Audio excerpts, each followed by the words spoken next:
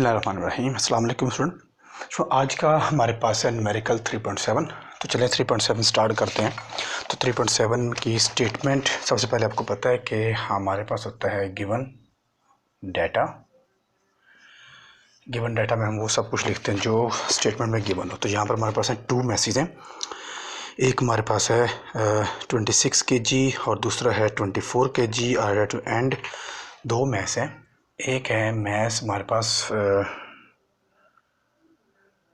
26 kg और दूसरा mess है हमारे पास 24 kg। ठीक हो गया। Okay student, 26 is laying over a smooth horizontal table and is moving vertically downward. 24 mass is moving vertically downward. Okay student, एक चीज़ आप जहन में रखें, इसमें हमारे पास जो एक टेबल है इस तरह से, ठीक है, ये हमारे पास एक टेबल है और इस टेबल के ऊपर एक मैस पड़ा हुआ है और यहाँ पर एक पुली लगी हुई है और ये स्ट्रिंग इस पुली से गुजरकर एक मैस यहाँ पर हैंगिंग पोजीशन में। ठीक हो गया स्टूडेंट। जो ज़्यादा मैस है वो ये है 26 kg वाला और जो ये वाला है ये है 24 kg। ठीक है। और कह रहे हैं जो 24 है ना, जो हैंगिंग पोजीशन, उसको हम कहते हैं M1 और जो ये वाला इसको हम बोलते हैं M2। इसको बोलते हैं M1, इसको हम बोलते हैं M2। ठीक हो गया। यानी कि जो ज़्यादा मैस होगा वो M1 होगा, जो कम मैस होगा वो हमारे पास M2 होगा। तो इसलिए हम कहेंगे कि जो ज़्यादा मैस है वो M1, जो कम मैस है वो M2। ओके, नेक्स्ट हमारे पास होता है रिक्वायर्ड। तो रिक्वायर्ड में हमारे पास 2 चीज़ें हमें मालूम करनी, सेम जो हमने 3.6 में किया हुआ है। एक हमें मालूम करनी है टेंशन इन स्ट्रिंग T और दूसरे हमने मालूम करनी है एक्सेलरेशन इन स्ट्रिंग यानी कि A हमने मालूम करना है। ठीक हो गया।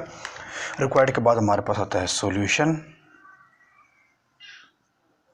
तो सॉल्यूशन जो है वो हमारे पास, तो वो हमें पता है कि हम सबसे पहले लिखते हैं एज वी नो दैट। 2 चीज़ें हमने मालूम करनी है। पहले हम ए मालूम कर लेते हैं। ए हमारे पास है टेंशन। तो टेंशन का इस वाले केस में जो टेंशन का फार्मूला हमारे पास होता है, जिसमें एक मैस टेबल के ऊपर और दूसरा हैंगिंग पोजीशन में हो, इस वाले केस में टेंशन का फार्मूला हमारे पास होता है M1 M2 divided by M1 plus M2 multiply by G। ठीक हो गया। ये टेंशन का फार्मूला होगा उस वाले केस में जिसमें एक मैस हमारा टेबल के ऊपर पड़ा हुआ है, दूसरा मैस हमारा हैंगिंग पोजीशन में है।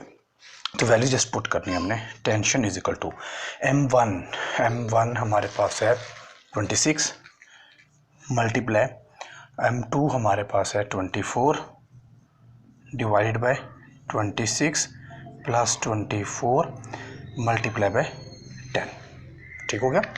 तो स्पेस नहीं है तो मैं यहाँ पर कर देता हूँ, इसको मैं रेज करना पड़ेगा।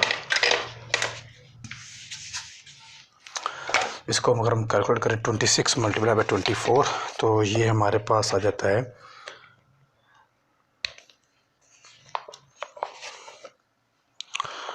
50। ओके, 26 24 मल्टीप्लाई 10 ये हमारे पास आ रहा है total 1 tension is equal to 1248 और डिवाइडेड बाय, इसको हम डिवाइड करेंगे तो हमारे पास आ जाएगा 50। आप इसको कैलकुलेट भी कर सकते हैं। अब हमारे पास जो आंसर आता है वो हमारे पास आएगा। ओके, इसको हमने डायरेक्ट मल्टीप्लाई किया हुआ है। इसको जब डायरेक्ट मल्टीप्लाई करेंगे, इन दोनों को मल्टीप्लाई किया, इसको मल्टीप्लाई किया, दोनों को ऐड करेंगे तो बन जाएगा टेंशन। हमारे पास ओवरऑल जो आंसर आएगा वो है 124.8 न्यूटन, या फिर इसको अप्रोक्सीमेटली जो है वो हम 125 न्यूटन भी लिख सकते हैं। तो दोनों आंसर हमारे ठीक होंगे, ये अप्रोक्सीमेटली और ये एग्जैक्ट है। इसके बाद हमारे पास जो दूसरा है बी पार्ट, वो होगा हमारे पास एक्सेलरेशन। तो इस वाले केस में जो एक्सेलरेशन का फार्मूला होता है वो हमारे पास होता है m1 divided by m1 plus m2 multiply by g। तो m1, अच्छा एक और चीज़ है कि जो एक्सेलरेशन प्रोड्यूस होगा, चलो मैं दोबारा डायग्राम बनाता हूँ, यहाँ पर छोटी सी डायग्राम बनाता हूँ मैं ताकि उसको बस अंडरस्टैंड हम कर सकें। एक ये मैस है, ये पूरे से गुजर कर एक नीचे वाला मैस है, ये भी मैस है, ये भी मैस है। अब बताएं कि एक्सेलरेशन किस मैस की वजह से प्रोड्यूस होगा। ऑफ कोर्स इसकी वजह से जो नीचे हैंगिंग पोजीशन है ये मूव करेगा तो ये मूव करेगा, ठीक है। ये तो खुद मूव कर सकता है, ये खुद मूव नहीं करेगा। ये खुद क्यों मूव कर सकता है? क्योंकि ये वर्टिकली हैंगिंग पोजीशन में है, इस पर ग्रेविटी एक्ट कर रही है, ठीक है। तो हमारे पास जो एक्सेलरेशन प्रोड्यूस होगा वो इस मैस की वजह से होगा, और इस मैस को हमने क्या नाम दिया हुआ है, जो हैंगिंग पोजीशन में था उसको हमने m2 का नाम दिया हुआ था। तो यहाँ पर हम लिख देंगे m2। तो a is equal to m2 24 divide by 26 plus 24 multiply by 10। इसको से मल्टीप्लाई किया, इसको जब डायरेक्ट मल्टीप्लाई करेंगे, इन दोनों को ऐड करके, इन दोनों को मल्टीप्लाई करके जब डिवाइड करेंगे तो हमारे पास जो ऊपर आ जाएगा 240 डिवाइड बाय 50।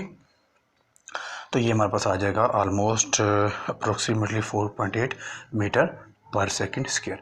तो हमारे पास ये आंसर आएगा एक्सेलरेशन का। और ये एक्सेलरेशन किस मैस की वजह से प्रोड्यूस हो रहा है? उस मैस की वजह से जो हैंगिंग पोजीशन में, इसलिए हमने जो यहाँ पर मैस रखा है वो हैंगिंग वाला रखा है, ठीक है। यहाँ पर अक्सर स्टूडेंट कन्फ्यूज़ हो जाता है कि यहाँ पर मैस m1 रखेंगे, m2 रखेंगे, तो यहाँ पर वो वाला मैस रखेंगे। आप इनको जो मर्जी नाम दें, आप इसको m1 का नाम दे दें, आप इसको m2 का नाम दे दें, या फिर इसको m1 का नाम देते हैं, इसको m2 का नाम देते हैं, नेम जो मर्जी आप कर लें, क्योंकि यहाँ पर एडिशन है तो एडिशन में डजेंट मैटर। यहाँ पर ऊपर एक्सेलरेशन में वो वाला मैस रखना है जो हैंगिंग पोजीशन में, चाहे वो m1 हो चाहे वो m2 हो, ठीक हो गया। तो ये था आज का हमारा 3.7 न्यूमेरिकल। Thank you.